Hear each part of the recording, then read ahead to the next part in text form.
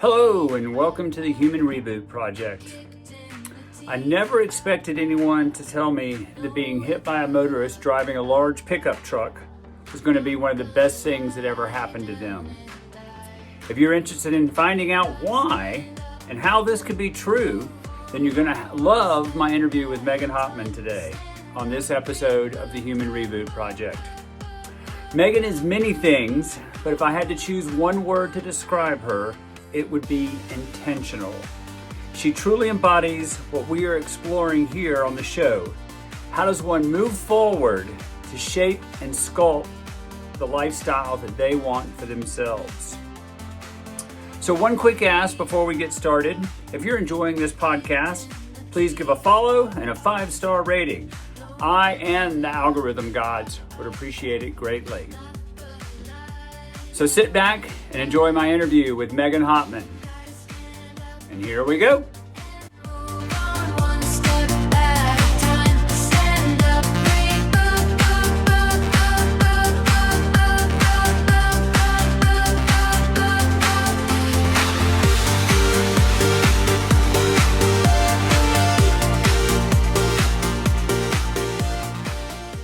Yeah.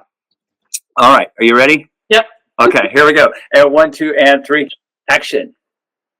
Good afternoon and welcome to the Human Reboot Project. My name is Jay Middleton. I am your host and I am super excited to welcome Megan Hottman to the show today. Megan, how's it going? It's going so well. Thank you so much for having me. I'm really excited about the conversation we're about to have. I am too. I've been looking forward to this. And as I was doing my research, I realized I was like, how do I introduce Megan? Because these are in your own words. These are some of the things that you are. You're a lawyer, an athlete, an advocate, a public speaker. I have to make a list to read all these. Author, business owner, entrepreneur, meditation guide, which I've meditated with you. That's right. And you're just starting out and you were already good at it. Thank you. And I would also say that you're a Red Bull film star. You don't have that in your bio, but you're featured in The Engine Inside, which I had actually watched a couple of years ago when it came out, and I forgot about it until I was doing my research, and I rewatched it, and I would like at some point for us to talk about that maybe a little bit, because it's a really powerful film, and a little bit different than I think what most people think of when they think of Red Bull film. Agreed. So, yeah. Agreed. Yeah. So that's my intro for you, Megan. What did I leave out? Well, I'm a dog mom, and I've got 2 shelter rescues. They're both about 1.5 years old, so they're relatively new to me after my last dog passed pretty suddenly in the summer of 24. So they are a lot of where I spend my time and energy, and I'm an extremely voracious reader. I don't read fiction as a rule. I'm typically a nonfiction reader, but I love my books in paper format. I don't do electronic versions, and pour through a book or 2 every week to 10 days. And that's where you'll find me usually in the evenings when I'm winding down for bed. So otherwise, I think you nailed it more or less. I'm an aspiring author, which hopefully we'll talk about. And I'm just beyond thrilled to be here today. I can't wait for the topic at hand. Yeah, I don't know why. I shouldn't be surprised that you're a voracious reader, because most people who write books are also readers as well. But that's true. We might have to talk about some book recommendations, and paper versus ebooks, because I've gone the ebook route. So good for you. Yeah. The minimalist in me aspires to that, but there's something about having the pages I can fold and highlight, and there are a few books I come back to over and over and over again, but the van life aspiring minimalist in me would love to not have a giant bookshelf full of books. So I'm going to push back on the highlighting piece, because you can do that with the ebooks. And something I did today, because I was reading an ebook, and there was something that I was like, oh my gosh, I have to share this with Megan. Perfect. And so I just pressed and select and highlighted share. So I emailed it to myself so I wouldn't forget about it in the time that it took me for the walk from upstairs or from downstairs to upstairs. And then I cut and pasted it right into my show notes. So that's a pretty good feature. Yeah. So yeah, it's there for you if you want it. So I'm going to actually start with that, because I told you earlier, I was like, I've got this serendipitous moment that I need to share with you. So one of the things that we're going to talk about today is sort of your philosophy about living your life on purpose and finding balance and saying, being able to say no so that you can say hell yes, and have, really have those meaningful moments. So this morning, I read every morning, and I've been trying to stay away from the news because it's not. I read the news, but I try not to read it in the mornings because it just puts me off on the wrong foot. So I was like, you know what? I've got a ton of books that I haven't read or haven't finished reading, and there's this one called The Daily Stoic by Ryan Holiday, and it's fabulous. A daily meditation, and I kid you not, this is what the one around today was, and I'm not going to read the whole thing, but let me. Go for it. I can't get enough of his stuff. All right, so I'll read the paragraph that I highlighted. All right, so this is from Ryan Holiday, The Daily Stoic. The second habit in the 7 habits of highly effective people is begin with an end in mind. Having an end in mind is no guarantee that you'll reach it. No Stoic would tolerate the assumption, but not having an end in mind is a guarantee you won't. To the Stoics, I'm going to pronounce this wrong because I think it's Greek, oesis, which means false conceptions, are responsible not just for disturbance in the soul, but for chaotic and dysfunctional lives and operations. When your efforts are not directed at a cause or purpose, how will you know what to do day in and day out? How will you know what to say no to and what to say yes to? Damn, you nailed it. I just opened the page. That's amazing, Jay. So on point. Yeah, I got the goosebumps. So good. So I'm going to just start with that. And why don't you just go ahead and maybe sort of talk about how you have sort of tried to move towards living your own life with purpose.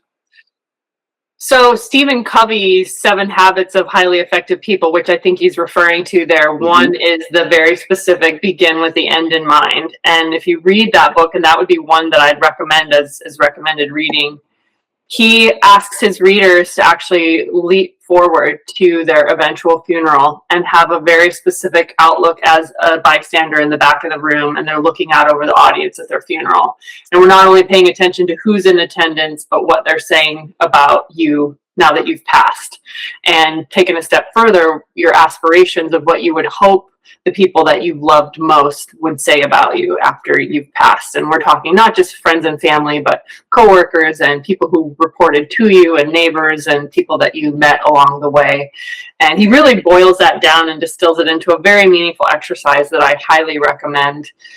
You can also write your own obituary, and I think that's a meaningful exercise. And really, what at the end of a life distilled down into a few paragraphs have we stood for, have we represented? I've had very flexible scheduling since I started my practice back in 2010, so I have frequently been the person that's out on a hike in the middle of a weekday when everyone else is at their desks. And in those moments, I really reflect, I would say, more seriously on the memorial benches or the memorial plaques that I come upon in the places that I hike, as we all do. Friends and family leave their in memory of. And so I think about that, and I think about the person in whose memory that bench has been placed, and really what that life stood for. And if we don't have clarity of mission and purpose in that regard, then it's, as Ryan says in the Daily Stoic, if you don't know towards what you're working, it's a guarantee that you won't reach it. Now, is it aspirational? And sometimes we hit the mark and sometimes we don't, of course. But if we're just floating around hoping that we get it right and we're not being specific, that's really not a good formula for a life well lived, or however you define well lived, a meaningful, purposeful life. Sure.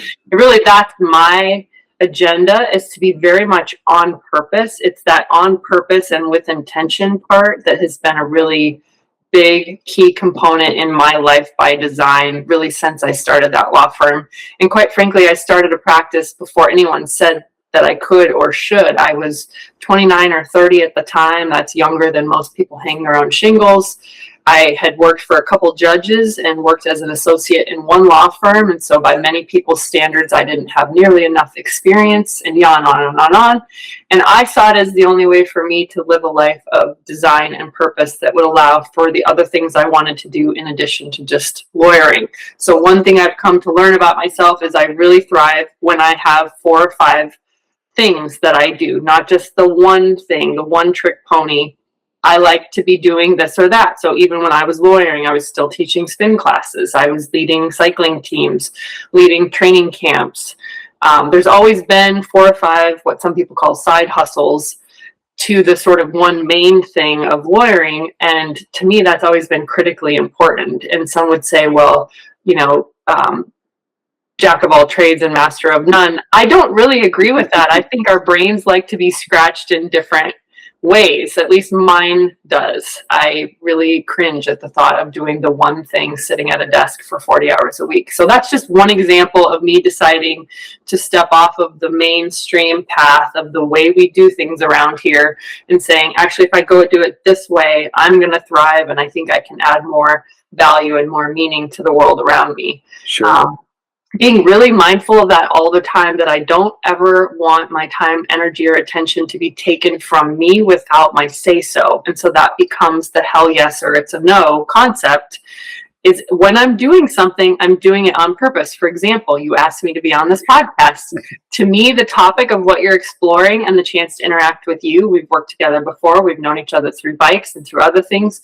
That's a hell yes for me. There are other requests that are not hell yeses for me. And as a result, that's a no. And I don't get all wound up in the, well, I really should, and I kind of owe them, and it might, that would be appropriate, or that would be polite, or just all the machinations and the sort of knotting oneself up trying to make the right decision. It's like, no, is this a through line to where I'm headed, or isn't it? Is it on the path I'm on, or isn't it? And, every time we say yes, we're saying no to 10,000 other things. And that's that clarity of sight and clarity of purpose. So my main takeaway to the question you asked, and this is a very long way of answering it, is I try to really be on purpose and intentional with what I'm doing in almost every regard, so that it's not happenstance. I don't want to get where I want to go by accident. I want it very much to be on purpose. And so beginning with the end in mind is a really great starting point. And I love that was your daily Stoic read for today. That's amazing. Yeah. And I would say even your emails are exude your philosophy, because there's a little thing, a blurb at the bottom of your email. I'm not going to get it right, but basically it says, I probably am not going to answer this email in the time frame that you think it should be answered, because I'm probably out doing something fun or something else that I'm passionate about.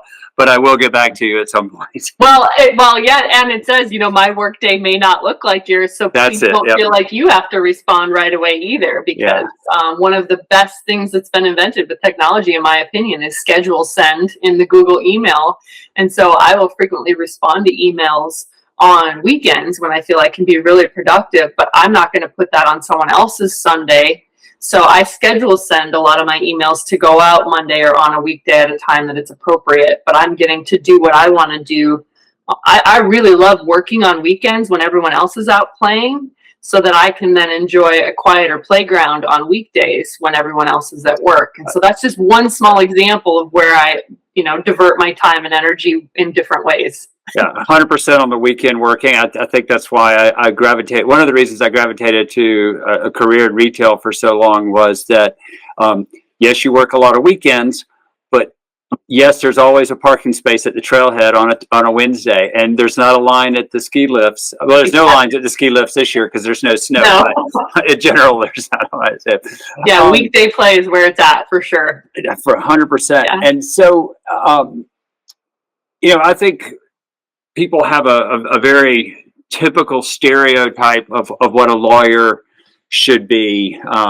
There were those long hours, 16-hour days, because there is law is a complicated thing. So, and I don't know what, I'm guessing that probably most lawyers 50 to 60 hour work weeks often, especially if they're just getting started, maybe Right. even longer. Yeah. When you first started lawyering and practicing, is that what it looked like for you? And you sort of slowly started figuring it out, or was this something you already had in mind when you decided to pursue law? Well, that's a great question. And that's actually when I started to realize that maybe I was wired a bit differently than other people, or I should say, I think we're all wired to thrive. I was not as successful at masking what I needed as other people were. I think other people were more willing to follow the societal scripts than I was. So to answer your question, it was the third year of law school where I found my love of cycling, which is really unfortunate timing for so many reasons, because on the cusp of graduating, the expectation is sort of regardless of the track that you're on, if it's partner track, if you're going to go be a DA, wherever you're headed private practice as a brand new associate, you're going to be putting in usually 80-hour work weeks is kind of what's assumed as the new people. So it's, 6.5 day work weeks is really the presumption. And I'm looking at this newfound passion for bike racing, and I'm starting to show some potential at being pretty good at it. And I'm about to graduate from law school, and I'm thinking there's no way I can go work at a desk for 60 plus hours a week and not have time for this new thing that I'm really excited about. So I actually chose a job that sort of threaded the needle, which is clerking for a judge. So these judicial law clerk jobs are very highly sought after, very competitive. It's sort of a fellowship, if you will, after law school. You work for a judge, you do their legal research, you write their orders and their briefs for them, and you handle the juries. That's the more or less bulk of what your job description is.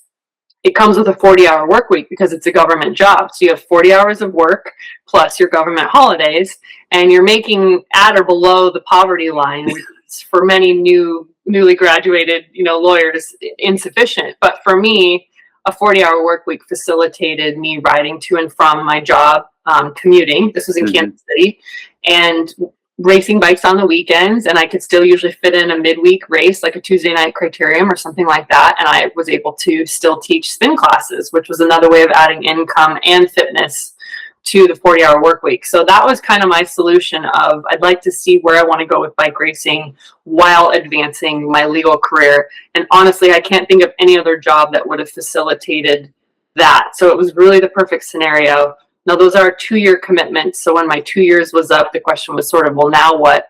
And at that point, I had moved up through the cycling ranks and really wanted to have a shot at going pro in bike racing. So I basically made the same decision a second time, except in a different geographic location. So from Kansas City, moved to Denver, found a judge, and he was like, well, typically people only do one of these clerkships out of law school. You're asking for a second one. Are you sure that's what you want to do? And it's, absolutely for all the same reasons. Plus now I'm in Golden, Colorado, where much bigger field sizes. The women's races are more competitive. I can really start to test my mettle against bigger names. And he was thrilled because I was more or less very well trained by the first judge and was really dialed. So I'd wake up at 5:30 in the morning. I lived in Lakewood. I'd teach spin classes up on Green Mountain or at various places around Denver. 5:30, 6:30 a.m. classes, roll into my clerkship, work an 8-hour day, and then either do something at night or go to another midweek bike race like up on CSV or whatever, and race bikes on the weekend. So that was my lifestyle. And during the course of that clerkship, then I did move to Cat 1, and then that's when I really wanted to give bike racing a go. So when I left that job, it was with the intent of racing bikes full time, and that happened to correspond with 2008. So when the market crashed, marketing budgets are the first thing to be slashed. Marketing budgets are what fund bike racing teams, which are already on the margins of where companies want to spend money, but particularly in women's bike racing, it's the first thing that gets cut as superfluous spending. So I found myself in a field of women, many of whom had already proven themselves, looking for very few contracts, and I was kind of the new kid on the block. So that lasted for about a year, and I was fitter than I'd ever been, but I was also extremely stressed all the time about finances because I had law school loans, and my then husband and I had bought a house, and so we had a mortgage. I mean, it was, stuff. It was things that you got to be responsible about. So kind of scrambled for an associate job and ended up working as an associate in Boulder for about a year and a half. Okay. And that was really with the agreement that I would continue to pursue bike racing and that the hours would be of a reasonable expectation of me there. So the stress went up with that job, but I was never asked to be there for 60 or whatever hours a week, and could pair my commutes to and from Boulder as part of my training. So I was always sort of threading that needle. And what I found was, okay, we're going to be full-time lawyer. We're going to put the bike racing thing down. Okay, the money's good, but the fitness is bad. This sucks. I'm not happy. Okay, I'm going to be a full-time bike racer. Okay, I'm really fit. I'm crushing everyone at the bike races. Oh my gosh, but I'm stressed about money the whole time. This isn't going to work. And when you start racing, by the way, to win because you need the money, it totally changes the dynamic of the sport. It takes a lot of it. So I was constantly trying to find that middle ground all the time, which is how it came to be in 2010 that I started my own practice where I could make my own hours and I could still race my bike. And to answer the question I think you were really getting at is sort of how do you decide how much to work? Right. And when you work for yourself, that really is a matter of how much money do you need or want, and like what's your enough. And so I got really clear that I only wanted to handle 15 cases at any given time because I wanted to deliver excellent customer service. I wanted to take on really great cases, and I didn't want to be so strung out that I couldn't both crush it as a lawyer and crush it as a bike racer. So that was my decision. That was making more than enough money for me to be completely happy, and I didn't need more, which I think people get caught, right? It's always got more. Yeah. And that's, when I first met you, it was because I had actually been hit by a motorist. And I remember you being, I appreciated this. You were very straightforward with me when I came by your office to talk to you, and you were like, to be honest, your injuries, they're not severe enough. I only take so many cases, and the amount that time and effort I would have to put into your case is the same as if I had to put into someone who had been hurt a lot more. But you did provide some great guidance. One of the things that has always stuck with me, and I share this with people all the time, is that when you're making a property claim, like in my case, my bike was totaled. Don't forget about sales insurance. That's right. Or not sales insurance. Sales tax. Yeah. Yep. And you were like, "That's not something the insurance company is going to remind you of." And I put it on there, no questions asked. They didn't even balk at it. So that was like my first takeaway from you. And then you were also like, well, stay in touch though, because if for some reason you don't heal up or you need more surgeries, and because I tried to go the PT route with some of my injuries and it just wasn't working, so I ended up having to get surgery and do a lot more PT than I planned. And then I rang you back, and you were like, "Let's do this." Let's do this. And you were wonderful. Well, thank you for that, and thanks for also being okay with the sort of initial rejection on the front end. It was, I think, honesty and candor go a long way towards helping people understand. I tell them that all the time. They're like, how do you turn people down? It's like, I think everyone, me personally, when someone takes my money, like a contractor, someone's going to do work in my house, and they tell me they've got the time for the project, and they enlist me as a client, and then they give me the total runaround, and they don't make time for me as their customer. Nothing drives me more bonkers. Like, 100%. Why did you take me on as a customer if you don't have time for me? Well, of course you want the money, but you don't want to do the work. I never wanted to be in that position with my people, and I also didn't ever want to be in a position where I didn't have time to ride my bike, because I didn't want to resent the work. That's when things have gone upside down, when you're resenting the work because you yourself, myself, was not disciplined enough to curtail the caseload, because there was always going to be more business than I could handle. Right. But I agree with you. I think people appreciate honesty. Yeah. So in terms of being, because you're sort of known as the cycling lawyer, the cyclist lawyer, I can't remember which. I think we have one of each in here in Denver. Unfortunately, there's enough work for at least two of y'all, right? Yeah. What? Obviously, you were a cyclist. Were you seeing, as a cyclist, demand for specific legal services that focused on cyclists? I'll be honest, this again was a very selfishly motivated endeavor. When I was working briefly as an associate for that law firm in Boulder, one of the women I was racing bikes against on the weekends reached out to me, or actually she I forget if she emailed me or if she spoke to me at a race, but she said, hey, we don't know each other really other than we race against each other. All I know is that you're a lawyer, have no idea what you do, but I was hit by a motorist while I was training up in Fort Collins. Could you help me? And so I talked to my then boss and said, can we sign up this case? And he was thrilled that his associate is already enlisting new clients. And working with her, and she and I still joke that she was client zero, because at that point it had never crossed my mind that that would be a thing. But I was very much grappling with private practice and what area of law I wanted to work in, because none of it was exciting me. Right. And just the general run-of-the-mill car crash or slip and fall, those things are all very important, don't get me wrong, and it's good that we have lawyers in those places. They just didn't inspire me at all. And now all of a sudden I've got this chance to work in a realm that I feel super strongly about. I want to make safer, so I have a chance to now be in advocacy in the same space I'm doing legal work, and I get to help people that I know and understand. And what I quickly realized was that it also meant just as much to cyclists that I be a legit cyclist. It meant more to people than I realized, to be honest. Not just that I knew how to ride a bike, but that I was properly racing, that I was a skilled rider, that I was out putting in the miles, that I was walking the walk and talking the talk and doing the same things they were doing. It actually mattered a lot more than I realized. In terms of street cred, that was huge for me in ways that I didn't even realize. So handling her case and a couple other cases, and then starting my own practice with just a few cases on the initial front end of things. The more I was just out bike racing and kind of doing my normal thing anyway, the more that word kind of spread. And that was the origin for the original name. The cyclist lawyer meant I was a cyclist who was also a lawyer. That's it. It was. Yeah.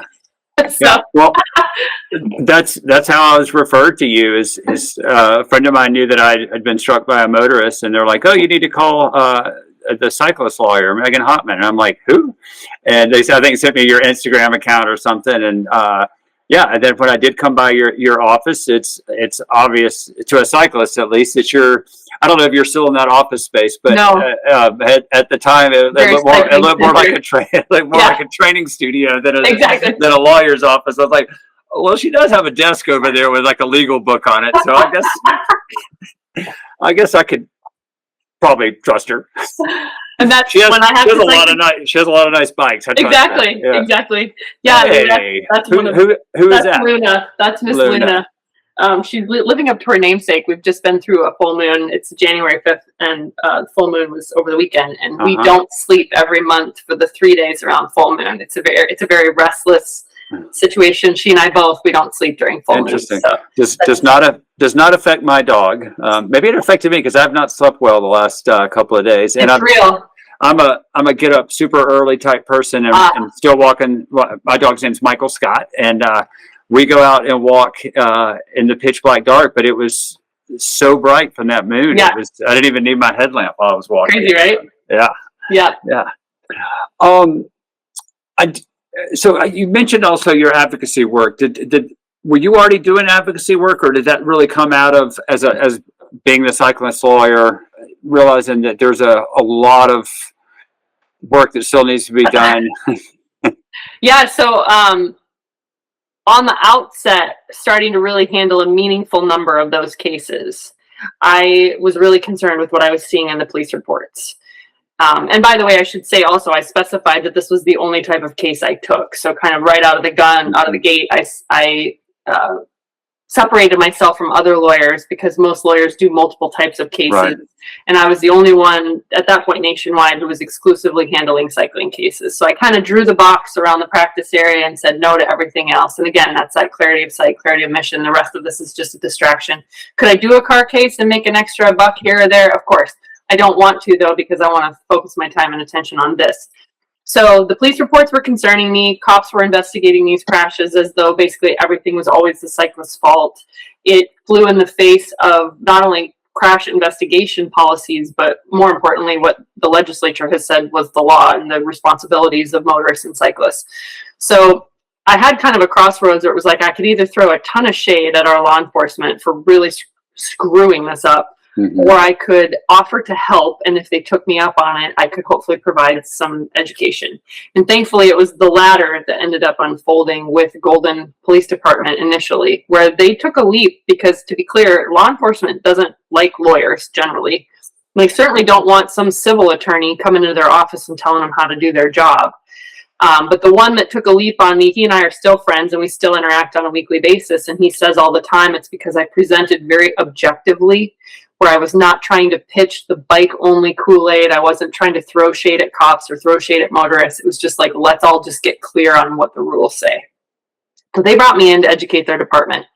And that spread. So then I ended up going to Boulder and Fort Collins and Colorado Springs and Longmont, and all these various law enforcement offices were bringing me in to do these in-service educations for their officers. And I developed that reputation where they knew that I wasn't in there with any agenda or motive other than let's just make sure we're operating from the same set of rules. And if you guys don't like the rules, you're going to have to take that up with the Colorado legislature, because it's not my opinion. This is what the law says. So that's like 2,000, 2,500 officers probably that ended up getting educated. And that felt really good to be part of the solution instead of just, harping on people for doing things wrong.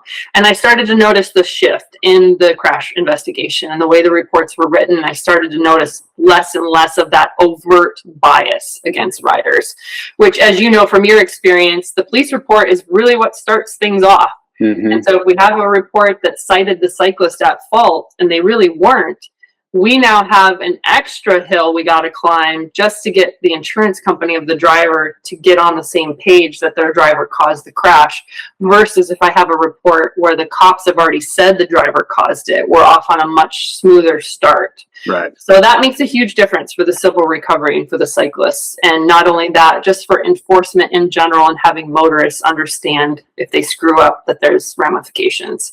Yeah. That then spun into one more advocacy piece that as you asked this question, which was I went to the 2014 bicycle, what do they call it? League of American Bicyclists National Bike Summit out in DC.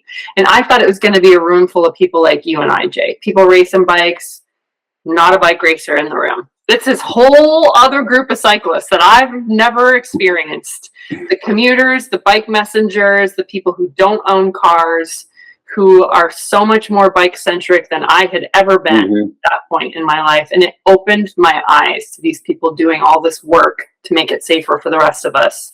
And it was really my aha moment, because I thought, here I am racing bikes. I'll go do a 4, 5, 6 hour training ride, and then I'll get in my car and drive to the grocery store. This is so messed up. So that's really went into my ride more, drive less mantra and lifestyle of take the bike if at all possible, especially on the short trips. Leave the car at home whenever possible. I want the entire world to see me on my bike in all my various iterations. Normal clothes, Lycra, e-bike, commuter bike, road bike, and that's just been transformative for me, because my e-bike is my daily driver, and I log more miles on my bikes than I do in my car every year. And I'm super intentional about that too. I'm intentional about where I live, so that that's possible as a lifestyle. I'm intentional about where I shop, who has bike racks, who is just more friendly towards me maybe having to pull my bike inside the business if they don't have a bike rack. Like where I get my hair done, they don't have a bike rack, but they let me bring my e-bike in every single time. So they've got a customer for life. So that was the intent. And then from there, the advocacy just really grew. The 2020 bike lane bill that we wrote in the state of Colorado came out of me being hit from behind in a bike lane in 2019. And at that point, I'd probably handled over 100 bike lane cases among my own clients. And it was just like, enough already. If we have bike lanes and no one's going to enforce us being safe in them, what the hell's the point? So we got a new law passed, one of the few wins of that COVID era of, motorists shall yield to cyclists and bike lanes. And that's a state law all across Colorado, still on the books. Got to learn how to write a bill and go testify about it, the whole thing, and partnered with Senator Mike Foote. Anyway, advocacy can look a million different ways, but it's very meaningful, and it really is incumbent upon anyone who rides a bike to participate. Yeah, for sure. And I hear you about the intentional piece in terms of like where you live.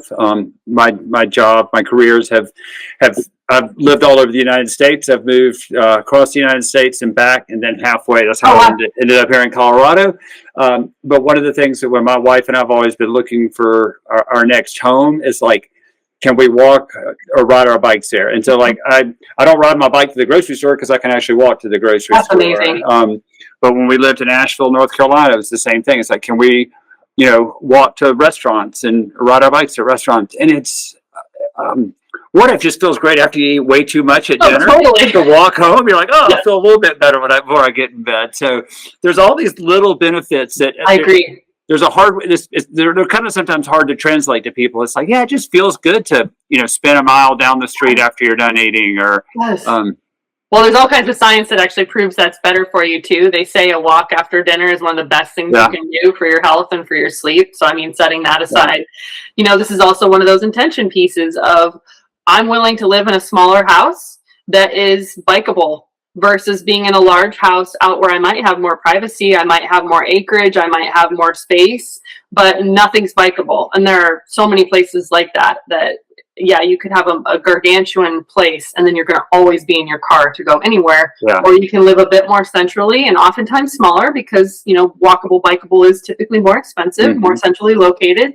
So you scale down the footprint and then you have this accessibility piece, which the statistics about happiness, mental health, physical health for people who walk or bike commute are through the roof. Yeah. And the studies say the thing that makes most people the most unhappy is their daily commute. So why not be intentional with where we live, and why do you have to go to the doctor's office? This was me. I was driving to Southwest Denver to see a doctor while I was living in Golden, and I said, what the hell am I doing this for? This doctor's in Golden. Just move all your shit closer to home. Yeah.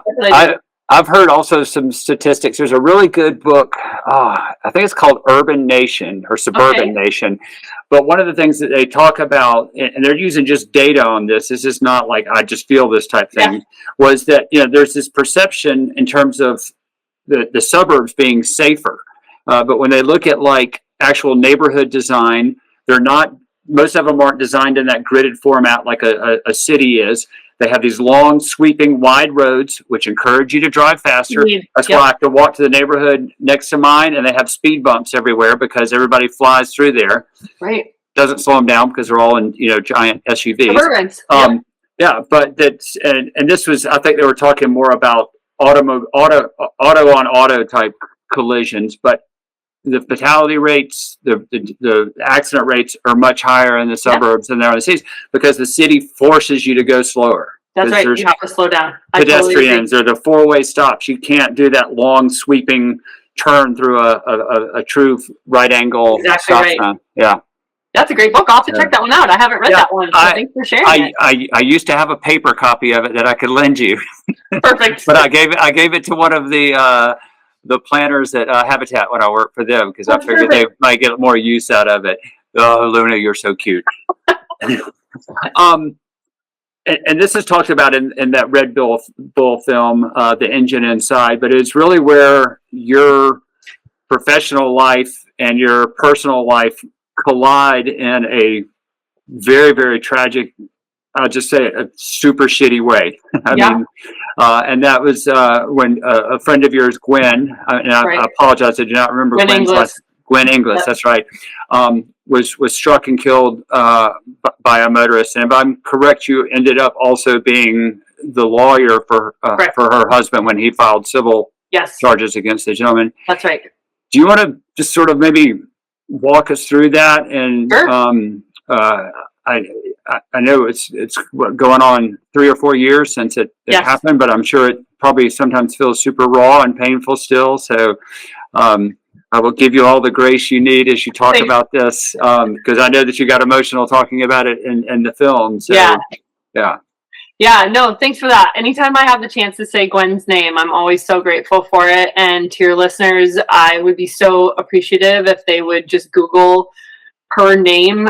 We made a really great YouTube video, and we actually used it in the criminal case and at the civil trial. So that was sort of the background behind it. But it gives just a very brief snapshot of what an incredible human being she is. We're going to make that super easy for people. Okay. We'll drop a link in the notes, and I'll put something on the YouTube video version of this. I'll make sure that there's some links that pop up on the screen as well. Great. So thank you. I always love super easy for everybody. That's awesome. Yeah. So May 21st of 2021, May 16th, 2021, I had landed back at DIA from Trial Lawyers College down in Cabo. Travel was just starting to kind of wind back up after the initial COVID. and I was asked to speak about cycling cases to lawyers at this trial lawyers college. And so I had just landed at DIA on that Sunday. And within an hour or so of getting home, got notice that Gwen and Michael had been on a ride that morning and she had been hit and killed. And heard from Michael shortly thereafter and said, I need help.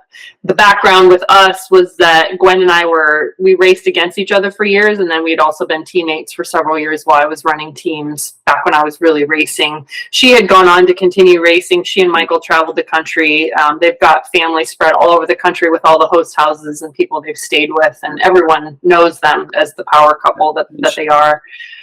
And she's a very accomplished cyclist. Yes. She's a national champion, I believe. And yes, and they also would race on their tandem, and they're both over 6 feet tall. And so it was just like a freight train, I mean, I think they did Unbound for sure one year on their tandem. And I know they got a national championship on the tandem. Maybe it's a tandem national. It must be but yes, there's a national championship for everything. I know that when I lived in Oregon, where there's several custom tandem bike builders, they actually have a specific crit racing series for tandems. It's the most terrifying type of racing. It's like let's do NASCAR but with 18 wheelers versus stock cars is kind of what it looks like. It's such a great comparison. That's a perfect analogy. Yeah, let's just put two people who have to pedal at the exact same time using the same chain going through tight corners. So yeah, she's very accomplished. And her husband Michael as well, and they were out on a ride together that Sunday morning, and she was going to go her own direction and ride a little bit longer. She was actually nursing a fractured ankle at the time, and he was going to head home and start preparing for the Louisville Criterium, which was later that afternoon. So she ended up the road from him a bit on Alameda Parkway, which is there in Jefferson County in Lakewood, just on the east side of 470. They'd gone up through Red Rocks Community College, come down the 470 bike path, and then they were making their way back towards their house on Green Mountain. And if you've been on Alameda Parkway, that's a relatively new road and exit, within the last decade, I think. And so the shoulder is huge. It's over 6 feet. I mean, it's wider than she was tall. So it's objectively one of the safest places to ride your bike in Jefferson County. And so she was riding up the hill a bit from Michael. Michael becomes aware as this motorist is about to pass him that the motorist has come close to him in the bike lane and actually scares him, and he thinks he's going to get buzzed, and at the last minute the driver corrected back into his lane. And then Michael, with horror, watches this driver again veer into the bike lane, except this time he did not course correct, and he struck Gwen from behind at 55 miles an hour and killed her more or less instantly from the behind. And so Michael was medically trained, and so he had the most unfortunate experience anyone could have of trying to render life-saving care to his wife, given his training and his background. And people were stopping and calling 911 and the whole thing. And the driver stayed. He had been driving back and forth from Black Hawk to his home in Denver for over 56 hours straight. He'd been awake, using various substances to go to the casinos and then come home. And so he hadn't slept, and he had some impairing substances, and did not mean to hit her, but because of his impairments, drifted into the shoulder. And he did stay on the scene. So we found out as that case unfolded, he had actually just been arrested for a DUI like 10 days prior up in Gilpin County, and hypothetically should have been in custody at the time that this happened. And this was his fourth or fifth DUI or driving issue. So he was a repeat offender for sure with substances. And so, yes, the criminal case unfolded with the Jefferson County DAs. It was not handled to anyone's satisfaction. The driver received a very paltry sentence. And then we ultimately handled the civil case in December of 2022. So to reference and loop in a few things that you've mentioned here. So the engine inside was filmed by a crew called Anthill Films out of Squamish, BC, up in Canada. Great crew people. And they came and interviewed me for my portion the fall of 21. So just a few months after Gwen was killed. Again, because travel restrictions were starting to lift, they had this concept for the film. There were 5 or 6 of us around the globe that were going to be in it. They came to me first because Golden is quick to get to from BC. So they come down to Golden and they film me for 4 days. I'm at the office. We're talking about Gwen's case. They're filming me on Lookout Mountain. This whole thing, we're talking about why it matters that cycling be safer and how much it can improve all of our lives and our communities and the whole thing. And I'm talking about how when I meet people and I tell them what I do for a living, I always say, I hope to never hear from you, because if I hear from you, it's your worst day. It's your worst nightmare, meaning you've been hit if you're calling me. Right. So then they go on to film all these other people in the film, and they're all over the globe. In the meantime, June of 2022 rolls around, and on June 5th, I'm out on a bike ride on a Sunday morning in broad daylight. And I have a gentleman in a GMC Duramax decide to turn directly in front of me as I'm headed straight on a 2-lane road that's designated a designated bike route. It's a 45-mile-an-hour speed limit. I'm going 39 on a slight downhill with a tailwind. He turns immediately in front of me. I am set to hit him at a 90-degree angle head first on the front part of the passenger side of his truck. And I just remember thinking, this is not going to end well. Like, I truly thought that was my moment. And the thought I had was not yet. I was really bummed in the moment of like, I have so much more I want to do. Like, no, not yet. And somehow got myself parallel to the truck. So I swung my butt end around and got parallel to the truck with my right side. So I went from 39 miles an hour to 0 in the side of this guy's Duramax with my shoulder and my knee, and just blew them up completely, but never lost consciousness. And really that's stunning to me, because I should have either gone head first into the truck or gone up and over the hood. Those were really the only two foreseeable scenarios. So somehow getting myself parallel to him was truly amazing. And so I remember falling on my left side. So I hit on my right side, I fall on my left side. I'm awake the whole time, and it's like, oh, I seriously thought there was no coming back from this. I can't believe that I'm awake on the pavement. And I really consider that moment like my portal, because from that moment on, life has been completely different. And I can say this now because I've done a ton of work around it. It's one of the best things that's ever happened to me. It really is. And we can get to that later. But my rehab started about a week after I got surgery. Had a bunch of hardware put into my scapula and a bunch of hardware and cadaver graft in my knee. I was non-weight bearing, couldn't use my right side, totally reliant on another person to take care of me. Couldn't even push my own wheelchair, had to be pushed around. So it was like full activity goes to 0. And that 6 months of rehab then led to Gwen's civil trial that December. But 2 days after I was hit was her driver's criminal sentencing. So I haven't even had surgery yet. I am so snowed under on painkillers. And I insisted on being there in the courtroom because her family had asked me to speak as one of the people speaking at the criminal sentencing hearing, urging the judge to give this guy the maximum sentence. So I'm wheeled into the courtroom. People have no idea what's wrong with me, but they're all putting their arm around my shoulder, and this whole thing's blown up, and it's all like busted and not fixed yet. And my leg is stuck straight out in front of me because it hasn't been operated on yet either. And so I was just like so fragile, so jacked on pain meds, so using every ounce of willpower I had to be in that courtroom. It was so important to me that I mean, everyone tried to talk me out of going. It was just so important that I be there. And stood myself up out of the wheelchair at the podium and said, you know, I just about lost my life 2 days ago to a driver who did something foolish. And Gwen was on a bike ride on a Sunday morning in broad daylight. She didn't get to come home, and said my piece. But honestly, I can't tell you what I said because I don't remember. I don't have a very clear recollection of that. So that was June 7th. So then that December of 2022 is when the trial of the driver unfolded. And it was very important to me that I come into that courtroom extremely clean and clear with my energy. Having worked for 2 judges and seen so many lawyers come through our courtrooms, it really struck me how much the ones that were like needy and clingy and scarcity and gimme were like gross. They turned everybody off in the courtroom. If you need something from the jury, they sense that. It's yucky. Huh.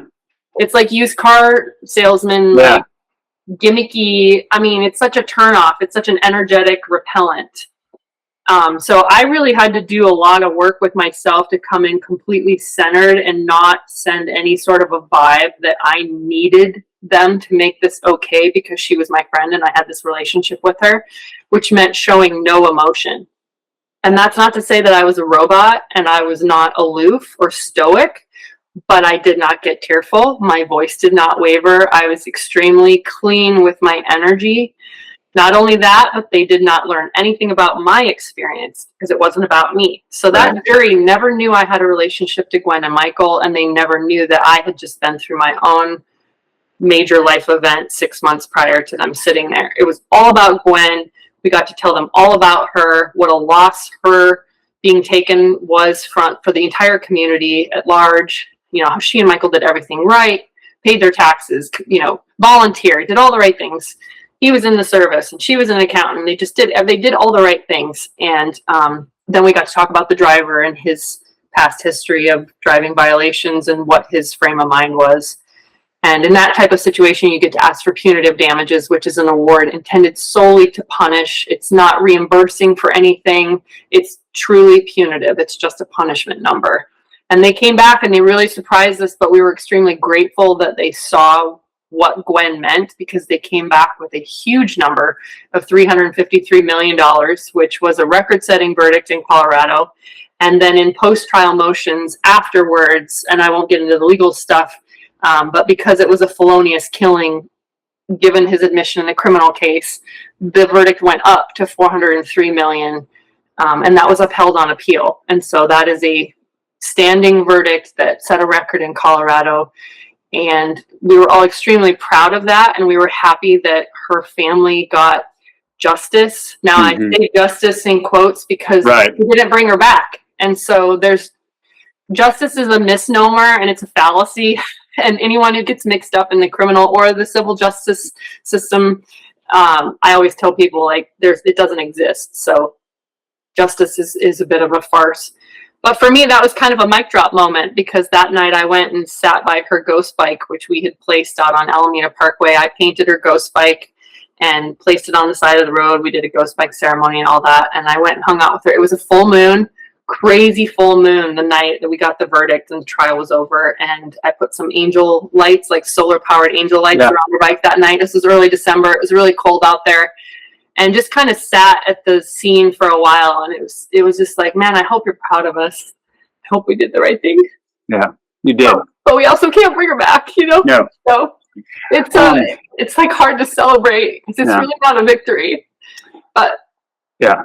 I did not know Gwen, but I'm a cyclist and I bike that's part of where I bike. And and I'm sure I'm getting all emotional now. I'm sure I'm not the only cyclist who didn't know Gwen or did know Gwen, but you know, her memory lives on and on and on and on. That was the goal. That was the goal. Yeah. Yeah. And for me personally, then in terms of my legal career, you know, when you sit in law school and you decide you want to be a trial lawyer, because many people are just transactional. I don't mean just. Many people are transactional lawyers where they sit in their office and they do like contracts and stuff, and that's fine. They know they don't want to be in a courtroom. Yeah. I always knew I wanted to be in a courtroom. It's live theater. It's exciting. I love public speaking. You got to think on your feet. So of course, you know, the big verdict is like, that's what you aspire to. That's professionally climactic. And here we just set a record. And it's because of who she was, and the jury got it. The jury really got it. And yet I couldn't celebrate it for the reasons I've mentioned. And so I really had a kind of a mic drop moment out there on the side of the road with her bike that night of like, there's really nowhere to go from here for me, having just survived my own traumatic crash, and then just feeling this like celebration, but also just this thud in my stomach of, yes, the verdict is exceptional. We're so grateful for that. And I don't know where I go with this from here. So in the years after that, really starting to step back from the practice. And that's where the meditation teacher training came in. And that's where a lot of this other work that I've been up to has really started to take center focus in my life. One of which is writing a book, which I do hope will continue to play a role in keeping Gwen's name alive and on people's minds. And you know, both with her death and then also with my recovery and my total evaluation of my entire life, I started to say, and like I mentioned earlier about the memorial benches and the memorial plaques, like, what am I doing? I have more than enough to live the life that makes me super happy, to have the things that make me happy, a couple nice bikes, my dogs, some good coffee. Like, I'm very simple, some good books, you know, and van life. Like, how about we flip the script a little bit and live life even more on Megan's terms already than I had been. So that's kind of what I've been up to the last few years. When you mentioned having to go into the courtroom, and I'm just going to use the term poker face. Yeah. But I immediately, and I know that, you know, because I've had you guide me through a meditation practice. I already knew that you were teaching meditation, but I immediately went to, like, that is like an extreme sort of mindfulness right there. Like, you know, I sort of went to, like, the idea of not, they're not scuba divers, they're the breath holder divers, yes. The free divers, yes. Where you have to, like, there's nothing but your breath at that, or there's nothing but this jury in front of you, and this is not a place for emotions. Were you already practicing meditation at that point, or is it the meditation something that you've discovered just recently? I was practicing meditation at that point. I had not yet gone through the certification practice, which is when you and I worked together. That was in the last couple of years. But I had started working with a practitioner after my crash in a very spiritual realm and sense, where the work we had already just done in those 6 months had really helped me own my energy in the room, really owning where one is putting one's energy. And I mean, we all have an energetic field. We are all sending signals, whether we're aware of it or not. It's the reason we sometimes get like a creeper vibe from somebody in a grocery store, or someone standing a little too close, or we get like that yucky energy. And similarly, we can be drawn to people and not really even understand why, but there's just this like aura or light or magnetism about them, and we just know that we want to be in their presence because it feels really good to be around them. And those two people could be saying the exact same things, but the energy that they're putting out is completely different. So for me, coming into that trial, and just in life in general, it's just being mindful of, where is my energy, where is my attention and intention? Am I in my own center, or am I out here in other people's faces trying to do other people's work? Or can I just stay in my own core truth and be grounded myself, be completely okay myself? And I've seen this coming up in more and more trial lawyer trainings, where one thing they're realizing is a lot of people drawn to trial practice have a ton of their own trauma they haven't processed. Not necessarily true for me. I've had a pretty great life, but nevertheless, if there's some unconscious something that's running you, and particularly people who've had very major trauma in their young childhood and then they decide to become trial lawyers, they step into the courtroom and it's a life or death proposition energetically. They are looking to that jury to help them be okay. That's not a good way to be a trial lawyer any more than you would want anyone you interact with to put that kind of energy on you.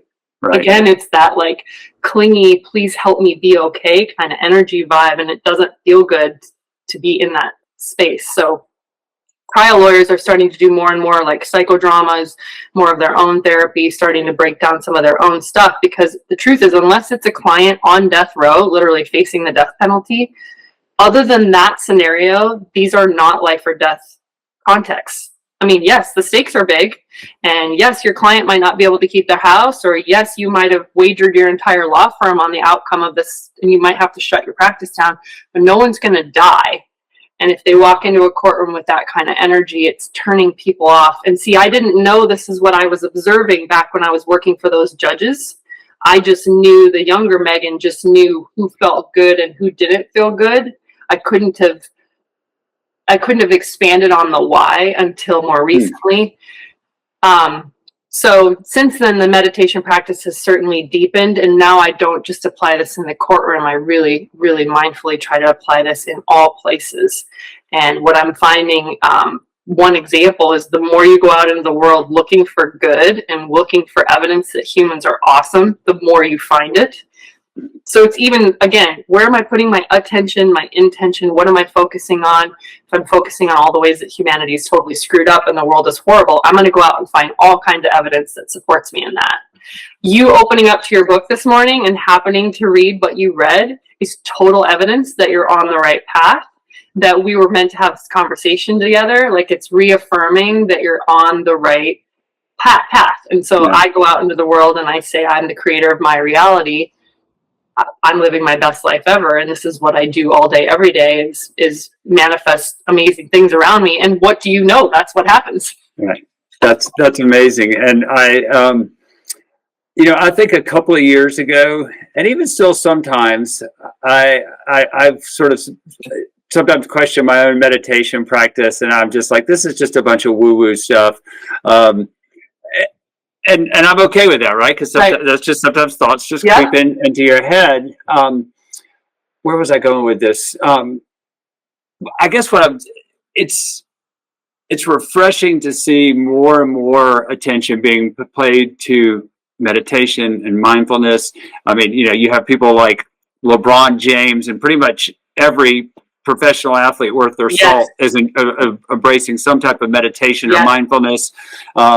I think, like Olympic downhill ski racers are notorious for that, and their visualization and stuff. So that's a good thing, right? Even if your monkey mind is trying to hijack your serenity, which happens all the time, and that's okay. I just like to notice it and be like, okay, thanks for the input. Like, just name it, just thank it. Us trying. I can now, So I will say it's the glitching started right when you said monkey mind. Okay, perfect. Okay, so I was like, that's just how my mind feels, all glitchy. So if we come into meditation thinking that monkey mind is going to peace out, that's really not realistic. And I think, and I've been taught, it's far better to notice that analytical brain and just thank it and acknowledge it. Its job is to keep us alive, so that's why it's so hypervigilant. And it's also in the business of injecting doubt and fear when it can kind of keep us on our toes. So we're never going to run that thing completely out of our mind. What I think the beauty of meditation is just sitting and slowing things down. And what I've really come to appreciate about it is that those are the spaces when we notice the awe and the wonder and the magic of the world, whether you're in meditation or whether you just allow a little bit more transition time between this appointment and this place, and we're not speeding, we're actually arriving 5 minutes early, we're sitting, we're not on our phone, we get to chat with the stranger in the line that's behind us. That's where those little mini miracles pop up all over the place when we're just being mindful and present out in the world. Now, when we're doing our own internal meditation session, those are typically the things that want our attention. When they're rising to the surface and they're the loudest, those are typically the things that just have like, oh my gosh, I finally got Jay's attention for a second. Maybe he'll notice this concern that I have. And then you can put that analyzer back in the back seat if that's not a valid comment or a valid argument. But there's usually something in you that's running that wants that opportunity to be heard.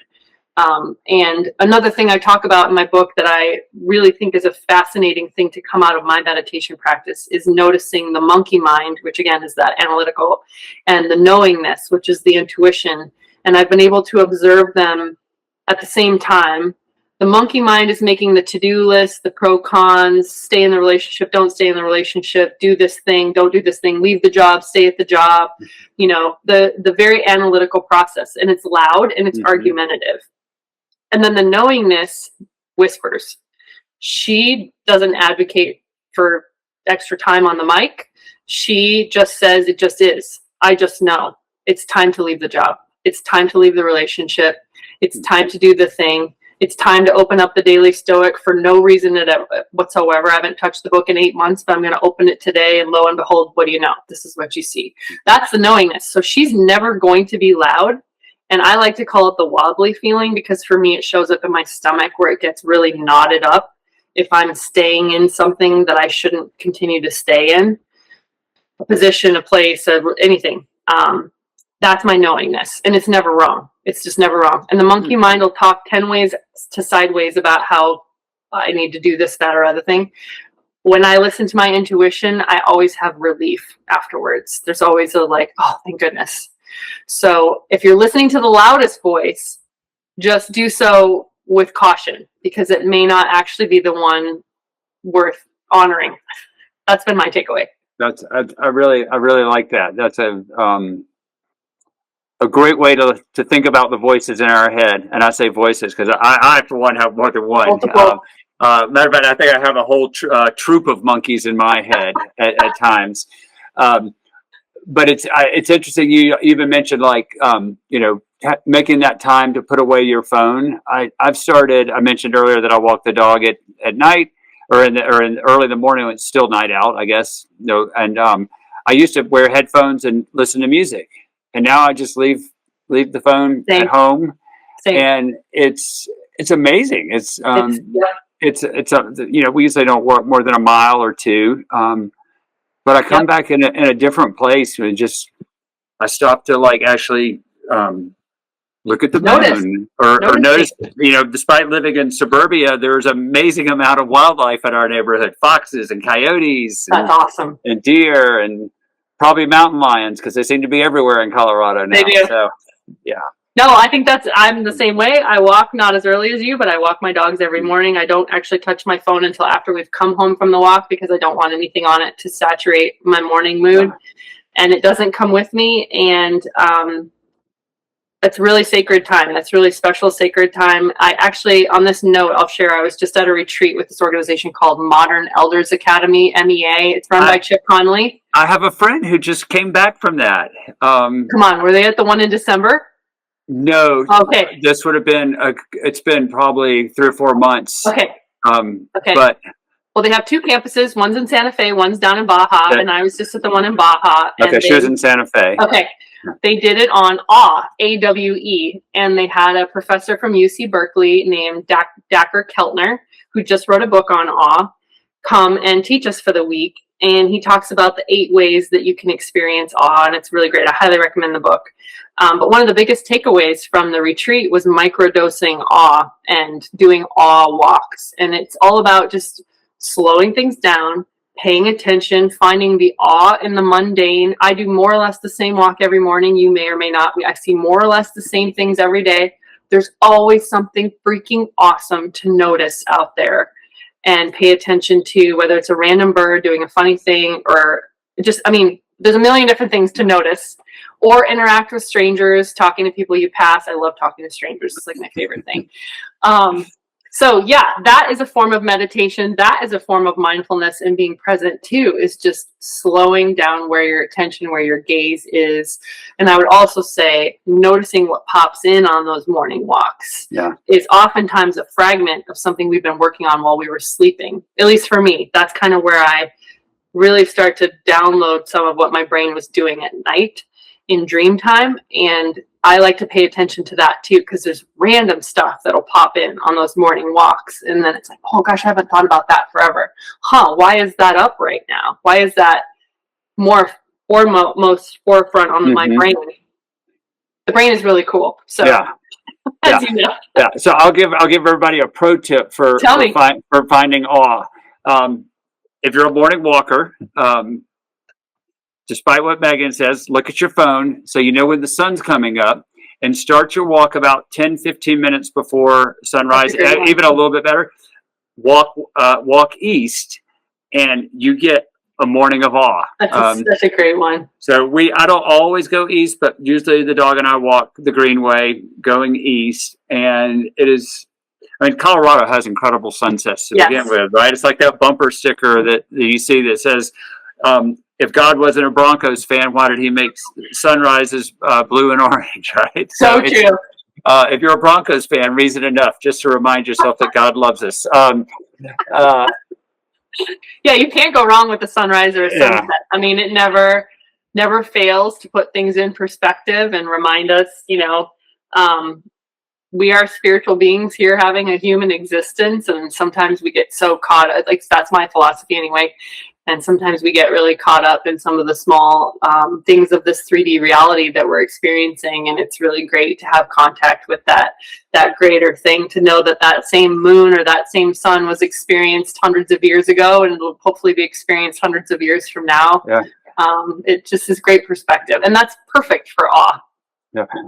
That's funny that you bring up that 100-year thing. My wife is, I'm always bringing up my wife. I feel bad because she's never No, heard that's great. I bet she loves it. defend herself. But as I guess this doesn't require defense, but she is really about looking at old photographs and then trying to put herself into those people's minds, or like, what would they say if they were, we go to Leadville a lot. She's like, what would those people from the 1800s say if they were dropped into Leadville now? They'd probably go, well, those buildings are still standing. That's amazing. But isn't it? I love that she does this. Yeah, that's cool. Yeah.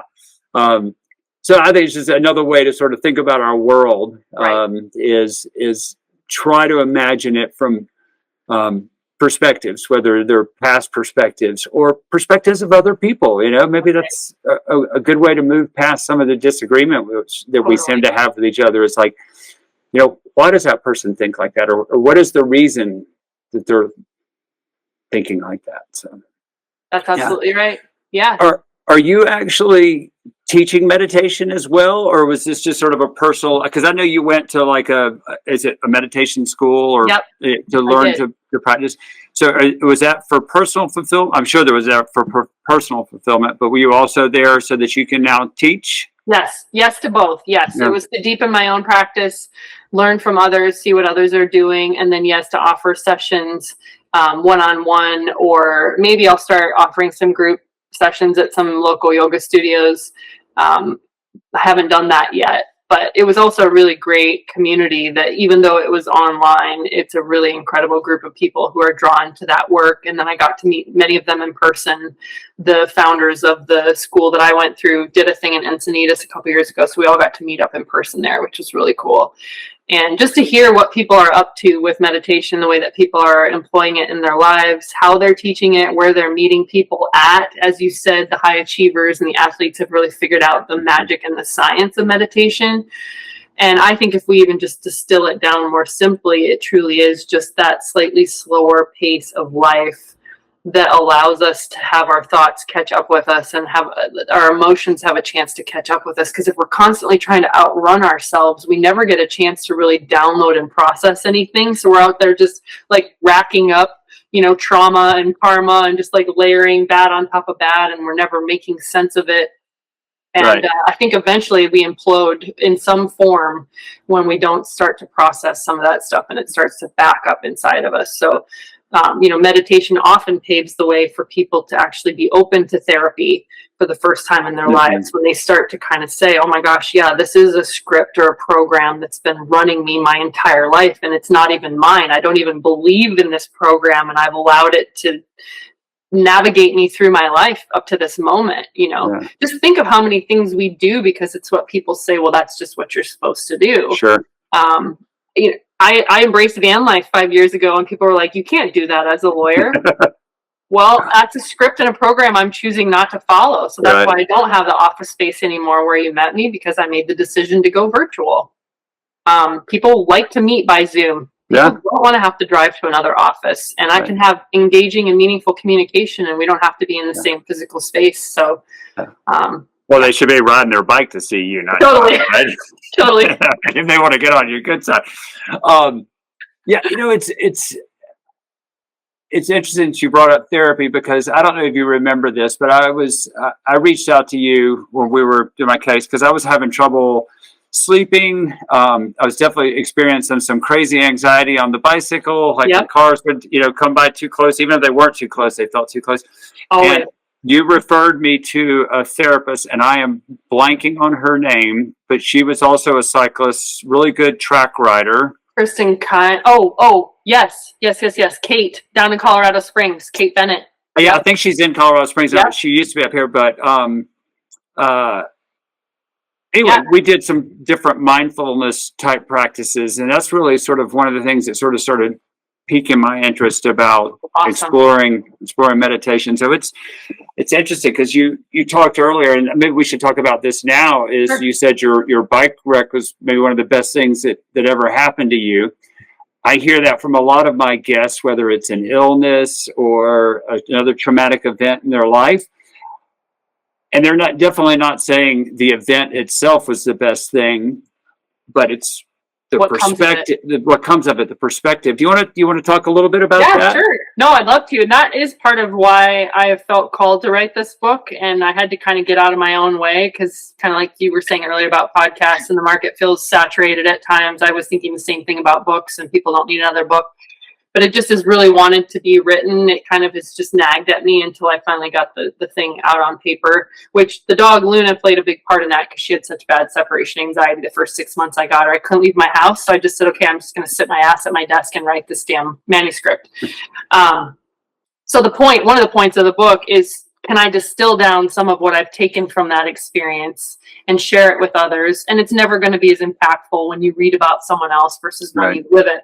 But could I hypothetically save someone the near-death experience and the trauma and just give the takeaways? Just give some of the high level, like, here's what this has meant for me. Here's how this has changed my life. Maybe it plants a seed for someone else to start living their life in a way that's more in alignment for them. Really, that's my motivation.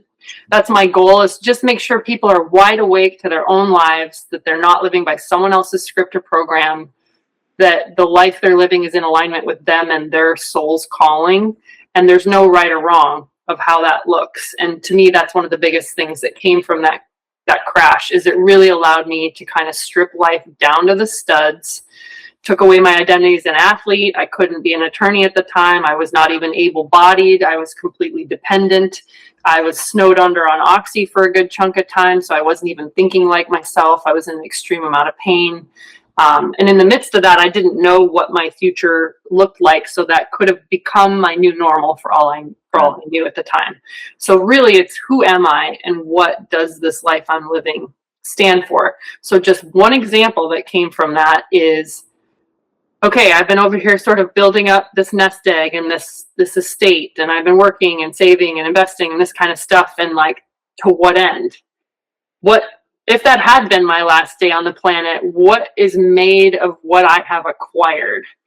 And so I got serious about putting things into a trust, which a lot of people try to avoid that process because it very much brings our mortality full front and center. Right. But I decided I wanted to be extremely intentional and purposeful about what my life's work stands for, rather than just hoping the probate courts or somebody in my family figures it out and does the right, like, my whole life's work distilled down into this document.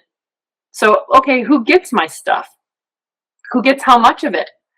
Who even wants this stuff? People don't even want our stuff. Like, do my friends even want my bikes, for example? It really brings things, yes, it really brings things into full focus of, wait a second, I've acquired so much shit that doesn't mean anything to me. It's filled up my life with clutter, and it requires maintenance or insurance or, first world problems, to be clear. But I find just being really aware of it for the first time, and kind of resentful of some of my things because I was at such a low energy level that things I owned were taking energy from me that I didn't have to spare. And, by the time we maintain and clean and store and update and, anything from stripping apps off the phone to gutting my house to giving away a lot of my possessions, all of that, just simplicity. And then thinking about, and this was a talk I did with People for Bikes, I do want part of my legacy to stand for safer cycling. So I want to make sure while I'm alive that I have a document that says a chunk of my net worth is going to go to People for Bikes upon my passing. And it could have been that day on the road. It could be any day in the future. It could be today. It could be 40 years from now. I'd like to make sure that they benefit from some of the work that I've done financially. So just that exercise of being really clear on what I own and why, how much do I need to live, what actually makes me happy, really getting clear on that enough concept. I'm a big proponent and believer in the FIRE model, financial independence, retire early, love Mr. Money Mustache, and just that whole crew of people. Very simply, you save more than you spend, and then you retire early, and you decide what you want your quality of life to look like, and you extrapolate that number, and when you get there, that's the life you decide to live. So all of those types of analyses came up from that roadside encounter. And it just also incredibly deepened my spiritual practices and beliefs, and have been working with a practitioner that is magical. And yeah, just everything from staying in my lane, not trying to do other people's energetic work, to being really clear on saying no more when my boundaries are being violated. Yeah, again, I think it's like sharpened my sword on what is truly in alignment for me and what isn't, and what hoops I was still jumping through because society said I was supposed to. Yeah. I had a friend who just turned me on to a book a couple of months ago. You may be familiar with it, Die with Zero. Love it. Yep, right there. Yep. Yeah. That's a great concept. Yeah, I mean, he has a lot of the fire principles in there. They sort of bleed together. Yes. But I think that's just, I mean, it just, the book itself, and it will sort of help you, I think, hopefully help people sort of reevaluate what's important, And the thing that I come away with is, it's just that work. And, people are like, oh, I got to work one more year. My, I know I've had too many relatives, not to say too many, but I've had family who have, like, once they stopped working, they were kind of lost because they had never taken the time to really sort of figure out who they were outside of their job. That's right. I guess you could break that down or distill that down into, like, make sure you have some hobbies in place. What brings you joy? Right. Yeah. No. And let's start figuring that out. And the answer is going to be different for everyone. Yeah. And how many people do we know who finally do retire and then a week later have some cataclysmic health event where they don't even get to enjoy this promised land of what retirement? I think retirement's the biggest hoax perpetrated on us ever, and capitalism benefits from it because we keep spending and we keep acquiring and we keep working and we keep staying on the treadmill way past where we need to. And I think, I think Bill Watkins is the guy that wrote Bill Perkins, Die with Zero. Yeah. His whole concept is like, spend your money while you're alive. Stop trying to leave a bunch of money for whomever, some mythical, maybe your heirs, maybe your kids, you want trust funds, maybe, but like, again, just be intentional with what you're up to. And the FIRE formula is to take your annual earnings, spending, either current and actual, or what you think your lifestyle is going to cost. Aspirational. Yep. Right. Yep. Like what you want your lifestyle to look like, figure out the cost, multiply it by 25. If you have that number, you're retirement eligible, and then it operates on a function of assumption that you're withdrawing 4% or less at the same time that your investments are accruing somewhere in the 7 to 8% margins on the market or whatever, which, if you follow Mr. Money Mustache, I love him, by the way. He does some great breakdowns on the cost of commuting and bikes and stuff. He'll tell you, you can't plan for every possible outcome under the sun. Right. Like, are there scenarios when you could run out of money and you might be like, oh shit, I retired too soon? Maybe. But the good news is I have one hell of a work ethic and I will go out and hustle all day long if I have to. Like, the things we're afraid of don't usually actually happen. We don't know what healthcare is going to cost. We don't know what health insurance is going to cost. Is that a reason to stay in the program? I mean, only each individual can decide their risk tolerance. Yeah. But just again, the intentionality of what we're up to is the point. Yeah, I've heard the Mr. Money Mustache name. I'm going to have to dive into that one. Yeah, he's based in Longmont. He's a Colorado guy. Oh, okay. He retired in his 30s, and he wasn't any big, rich superstar. He's just always been very intentional about where he spends his money, and he invests. All those FIRE guys are big proponents of the Vanguard index fund. Yeah. VSTAX. So they all put their stocks into this index fund. And I'm not giving any advice here. I'm just telling you this is what they say to do. And, hypothetically, it's making 7-8%. You're withdrawing at a 4%.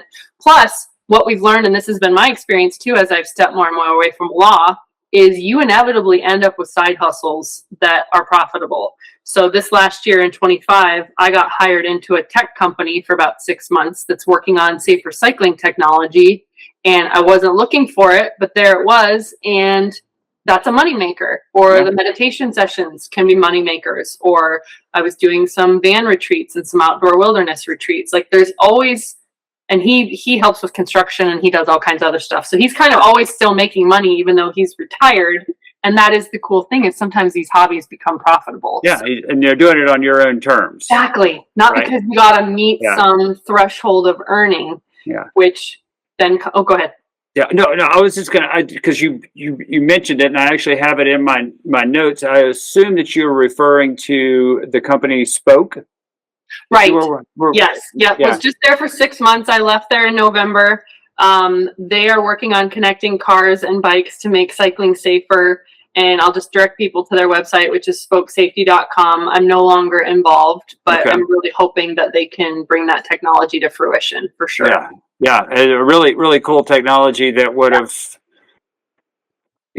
prevented mine and probably prevent yours and Gwen's and a lot of other ones. So exactly. Yeah. Well, Megan, this has been is a good a conversation as I thought it was going to be, if not better. And I don't want it to end. So I usually have I forgot to write them out. I usually have a list of pop quiz questions that I ask at the end. And I'm just going to try to remember the ones I was going to write down to ask you. The first one's an easy one. I have a theme song for the show, but it changes every episode because the guest gets to choose their genre of music that they would like the theme song to be performed in. And when I say performed, I don't perform it. I just use the magic of AI. And I apologize to all my working musician friends out there. I still love live music. I don't go see AI music. I just I can't afford to pay somebody to rewrite the song every week. So totally. So are you saying name my favorite song or name my favorite genre? You could do either or. We could, if you say my favorite song is, I don't know, "Fight the Power" by Public Enemy, then we'll take that and work with it. But yeah, your call. Gosh, how would I define this genre? Let me look here. Just give me the song.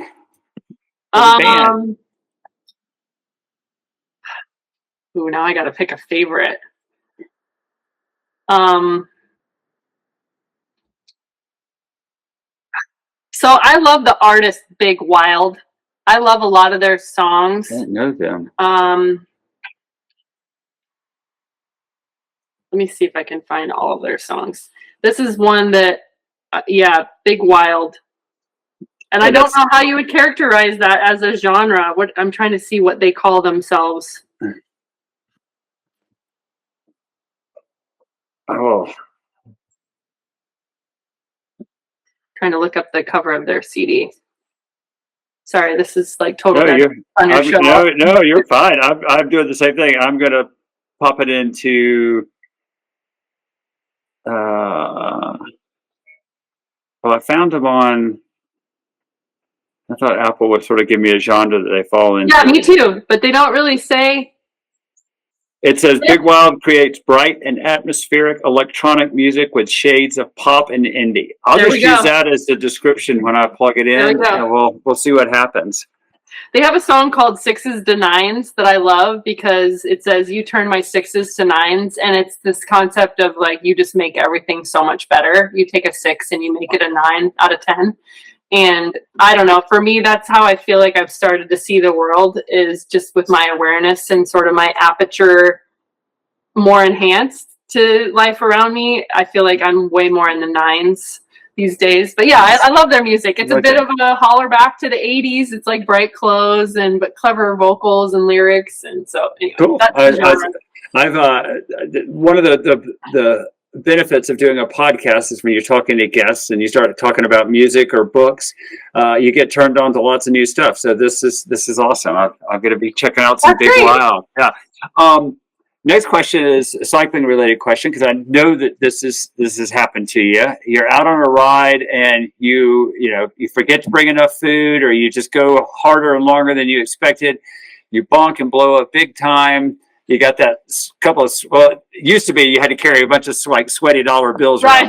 Now everybody just has Apple Pay. But you cruise into the next convenience store because you got to get food to get you home.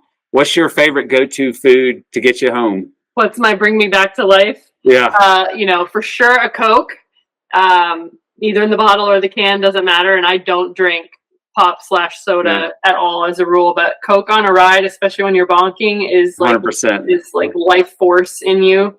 And a Payday candy bar for sure. Yeah. I think we've had another guest too. I love those. Paydays and Snickers bars are high up Can't go wrong. on Yeah. the list. Gummy bears are up there as well. Those are good. Yeah. What's in store because this is perfect. This is 2026. What's in store for the rest of the year for you? You got a book that you're trying to get published, right? That is my goal. Yes, it is written essentially, and I am in the phases of sort of really intentional and impactful editing with someone I think she's going to really be able to help me add the edge to it, the meaningfulness, the value add that I'm looking for. The book is called Finding Enough in a World Wired for More. And it talks about some of the things that we've talked about today and gives listeners or readers some of the exercises that I have found most helpful, really drawing from like beginning with the end in mind, some of the FIRE concepts, just helping people sort of take inventory of what they have, what they need, what they're up to. And that question I keep asking is to what end? Okay, you want to keep working, great. Just know why. Or towards what are you working? What's the number? Because we just have this horrible habit as humans of continually moving the goalpost out. Oh, I made my first $1 million. I'm going to make 5 million. I'm going to make 10 million. Oh, now I got to have a jet. Now I got to have a 5th house. Now I got to have, and it's like, well, that's great if you know your why, to what end. It's just because you think that thing might bring you happiness or you're trying to outrun your neighbors, own it. Not judging, but just know what your why is instead of sort of being asleep at the wheel. Yeah, I would say if you already have a couple of houses and a jet and you're still not happy, probably more houses and more jets is not going to be but what you need, right? One would think, and yet we have evidence that says very much the chase continues for many people. I mean, this may have shifted somewhat, but the stat there for a while was that the happiness peak is at $75,000 a year. That might be up slightly now that things are more expensive. I've seen that, We'll call it $100,000 a year. The only problem with that, Megan, is that we're kind of dispelling the N+1 cycling formula. Except for bikes. Except for bikes. So anyone who's not a cyclist, N+1. N is your current number of bikes, and the +1 is the next bike that you need. So, and if you're not a cyclist, but you know a cyclist, just peek in their garage, and you'll be like, 100%. And I know that you were racing, you got away from racing. I think you've gotten back into some racing. I think I saw a couple of national championship jerseys on your Instagram account. I got back into all the disciplines in 25. I raced road, track, gravel, mountain bike, and even a couple of cyclocross races. So I think I actually did all disciplines. And then, Masters Track Nationals were in Colorado Springs. So I lined up there and won the jersey in the pursuit and then took second in the points race to Joanne Kajzanowski, a 3-time Olympian. I've never gone so hard in a race for second place. I can't even tell you how hard that. I have no memory of the last 15 laps. It was so hard. So I'm not sure if racing is going to still call to me this year into 26 or not. That's a big theme for me, is what calls to me. I don't do shoulds, especially at this age and this level of racing. There's no contract on the line. There's no big race purse. We're racing for socks or paper certificates. So it has to really be something that I'm excited about. And I've even registered for multiple things and not gone because as it's gotten closer, it just didn't call to me anymore. And I just don't believe in unnecessary suffering. So I love having things to train for, and I love trying to maintain fitness even as I age. But I also don't put myself into positions where it's uncomfortable. And van life sometimes just means being more spontaneous and not doing intervals. And I'm not going to put my trainer up at a campsite and sit there and knock out intervals. That's not what I'm there for. So I have to sometimes be okay losing some fitness in the name of spontaneity. Right. Yeah, for sure. Well, best of luck if you decide to go the race route. And I would say people that want to follow you, they can find you on Instagram. I believe it's just at Megan Hottman, right? That's right. That's the best place to find me. Yep. And as well as your website, which has a plethora of information, and people need to get in touch. Hopefully they do not need to get in touch with you for your legal services. Right. I think you've said this before, so I'm just going to paraphrase, is, it's a good day when no one needs your services anymore, because that means that people are out there riding around That's right. safely. We're coexisting on the roads that are made for everyone. Most of the roads that are made for everyone. Yeah, I'm happiest when my phone isn't ringing. That means the world is okay. Yeah. And I meant to mention this earlier with the engine inside. They went on and filmed all 5 other characters, and then I got hit. And so I let the film crew know because they were just starting to edit it. And they said, oh my gosh, we have to come back to Golden and film you. And I said, no, this is the worst part of cycling. This is how we scare off new ridership. And they said, no, we feel very strongly we need to come film you. So they came back to Golden and filmed me in my very fresh rehab. And then that made it into the film, which is uncanny and crazy, right? Because then they got to use that phrase that I'd said earlier, if I hear from you, it's your worst day, it's your worst nightmare. And then it ended up being, and there's no way, of course, that we could have known that that was going to happen. So it was kind of crazy that that then made its way into the film. Yeah. And that film too is just an amazing film. As I was rewatching it, I was getting all invigorated. I was like, I'm not riding my bike enough. I'm not doing enough for the world. That's great. So we hope everyone feels that way when they watch the film. Yeah, it's and it's such an un-Red Bull film. I mean, Red Bull in my eyes is always. I mean, you can't open up Instagram now without seeing some crazy Red Bull stunt. And this is just a much more human type film. Shimano and Pawn Group definitely get the credit for backing Anthill Films and making the film.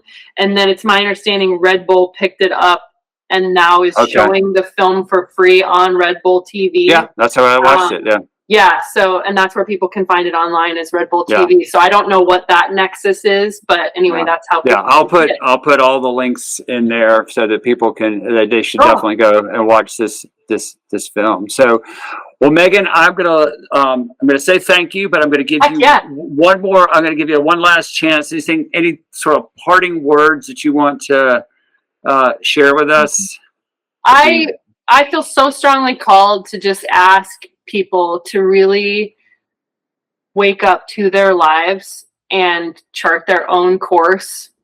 And I would say that knowingness that I spoke about earlier, the monkey mind and the knowingness that's quiet, but it's felt, it will never be logical or sensical. In fact, it will almost always be nonsensical. And I have learned each time I have listened to it and seen the byproduct of those decisions, it's always right on course and right on path. And I do believe it's leading us back to why we're here, our specific reason for being here in this now moment. And it requires slowing down. It requires a little bit more spaciousness, a little bit more quiet, a little bit more pause. Call it meditation, just call it leaving extra time between commitments. When that knowingness starts to really speak up and start to point us and we dictate our decisions on where it's guiding us, that's where the real magic is. And my ask would just be for your listeners to give themselves permission to see where that leads. Because I think that's how people lead their most wholesome, fulfilling, most aligned lives. Not following someone else's script or program, but following their own. And speaking from personal experience, I know how hard it can be because mass consciousness tells us we have to do the one thing the one way. And so when you go off that course, people will tell you that's wrong or it can't be done like that. And yet here I am living my best life and pretty damn happy about it. So hopefully that's proof in the pudding. It's perfect. I think it's a great way to wrap things up. When I think about the message we're trying to get out here on the Human Reboot Project is you don't have to wait to be run over by a motorist. You don't have to wait for a critical illness or a death of a spouse to start redefining your life. It just takes some attention, some deliberate thought, and a little bit of work. We didn't really go into a ton of detail on this, but it's not always easy. But if you figure out what it is that you want to work towards, you can make it happen. So, as my mentor says, it's simple but not easy. And I would say it just takes a little bit of courage. That's it. Just summon that internal courage and just decide that you're going to live a life you love. And as cheeky and cliche as that sounds, no one will do it for us. So we have to decide and then go do the thing. Perfect. Well, Megan, thank you. It was a lot of fun to sit here and talk to you today. All right. Thanks for having such a great podcast. I love the topic. Yeah. Love it. Thank you. Have a great one. Yeah, you too.